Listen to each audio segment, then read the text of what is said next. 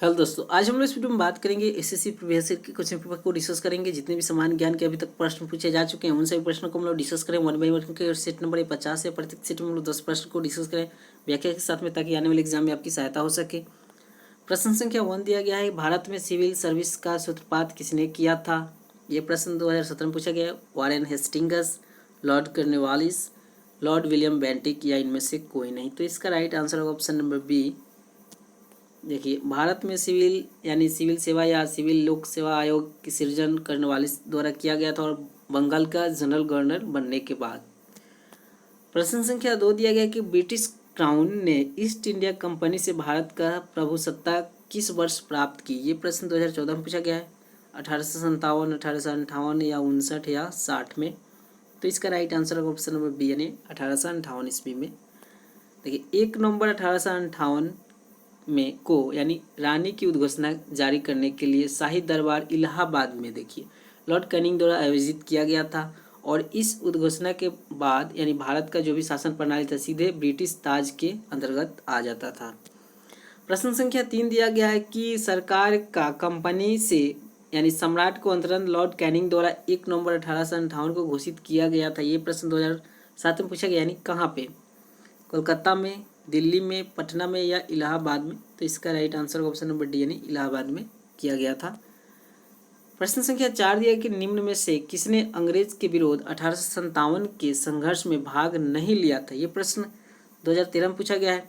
तात्या टोपे, टीपू सुल्तान, रानी लक्ष्मीबाई या नाना साहिब?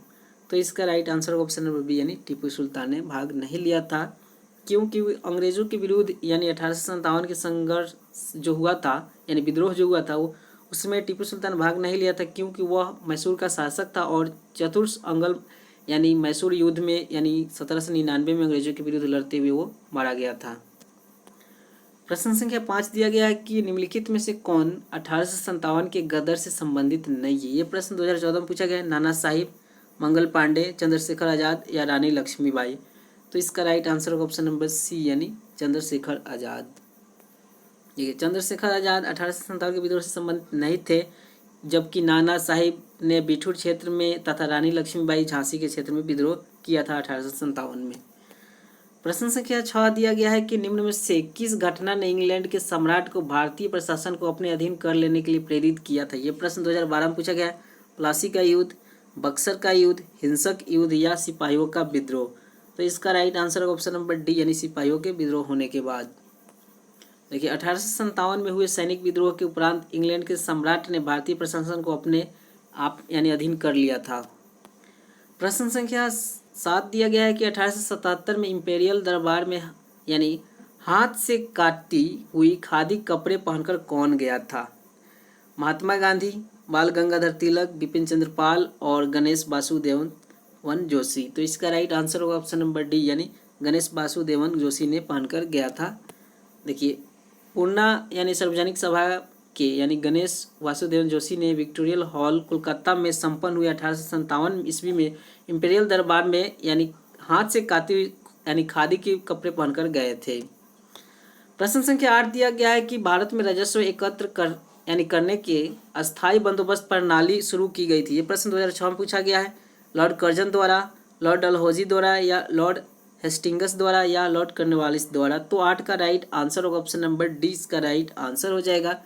यहाँ पे देख सकते हैं यानी कॉर्नवालिस ने वार्षिक लगान के स्थान पे यानी 1790 में 10 वर्षीय लगान व्यवस्था लागू की और घोषणा भी किया था।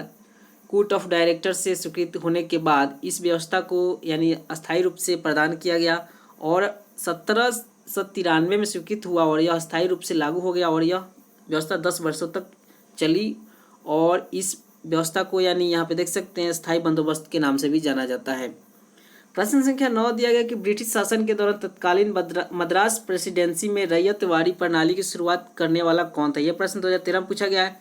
मैकटार्नी या एलिफिस्टो या थॉमस मुनरो या जॉन लॉरेंस? तो इसका राइट आंसर हो गया यानी ऑप्शन नंबर सी इसका राइट आंसर यानी थॉमस मुनरो थे। देखिए, थॉमस मुनरो जो मद्रास के यानी 1820 से 1827 तक गवर्नर जनरल रहे, उन्होंने कुल उपज का तीसरा भाग भूमि पर कर आधार मानकर रैयतवाड़ी पद्धति को मद्रास प्रेसिडेंसी में लागू किया और यह 30 वर्षों तक चला था। प्रश्न संख्या 10 दिया गया है कि निम्नलिखित में से किसने मद्रास में रैयतवाड़ी व्यवस्था को लागू किया था। ये प्रश्न 2015 पूछा गया है। Lord Connemara, Sir Thomas Munro या लॉर्ड हेस्टिंग्स या लॉर्ड वेल्सले। तो इसका right answer option number B. तो ये थे 10 प्रश्न। अगर वीडियो पसंद तो लाइक करें, शेयर करें, कमेंट करें। आपका वीडियो देखने के लिए बहुत बहुत धन्यवाद।